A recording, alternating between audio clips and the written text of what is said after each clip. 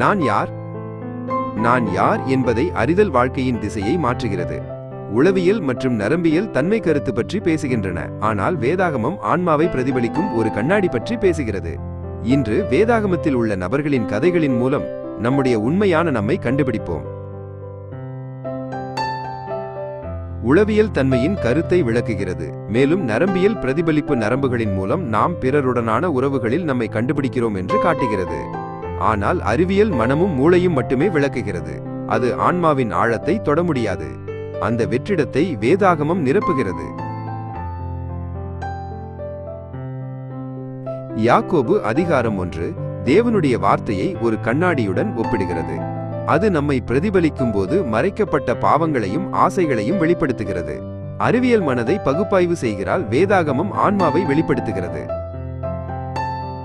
யாக்கோபு தன் சகோதரனை ஏமாற்றி ஓடிவிட்டான், ஆனால் தேவனுடன் போராடிய பிறகு அவன் புதிய பெயர் பெற்றான், இஸ்ரவேல். அவன் கதை நமக்கு கற்பிக்கிறது, நம்முடைய அடையாளத்தை தீர்மானிப்பது நமது கடந்த காலம் அல்ல, ஆனால் தேவன் நமக்கு தரும் புதிய பெயர். தாவீது ஒரு வெற்றி பெற்ற ராஜாவாக இருந்தான், ஆனால் பத்சேபாவுடன் பாவத்தில் விழுந்தான். ஆனால் மனந்திரும்பலில் அவன் சங்கீதம் 51 எழுதினான். நாமும் நம் பாவங்களை நேர்மையாக ஒப்புக்கொண்டால் தேவன் மீட்பிற்கான வழியை திறக்கிறார்.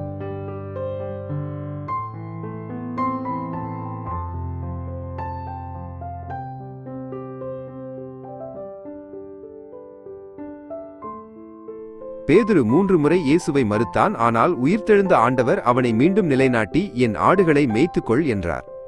தோல்வி நம் அடையாளத்தை அழிக்க முடியாது. தேவன் மீண்டும் நம்மை எழுப்புகிறார். எஸ்தர் பயத்தின் நடுவிலும் துணிச்சலை வெளிப்படுத்தினார். சமாரிய ஸ்திரீ இயேசுவை சந்தித்து அவளின் வாழ்க்கை மாறியது. பிறவியிலேயே குருடனாக இருந்தவன் வெளிச்சத்தை கண்டான். ஒவ்வொரு சந்திப்பும் அவர்களின் அடையாளத்தை மாற்றியது.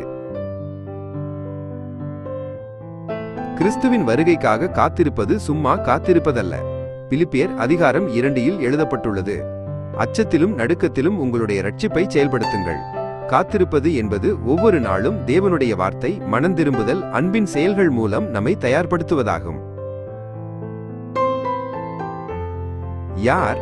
நான் தான். எப்போது? அன்றாட வாழ்க்கையில். எங்கே? தேவனுடைய வார்த்தையிலும் ஜெபத்திலும்.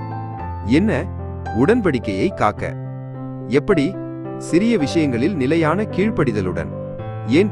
கிறிஸ்துவின் 2ஆம் வருகைக்கு தயாராக. வேதாகமம் நம்மை யார் என்பதை பிரதிபலிக்கும் கண்ணாடி.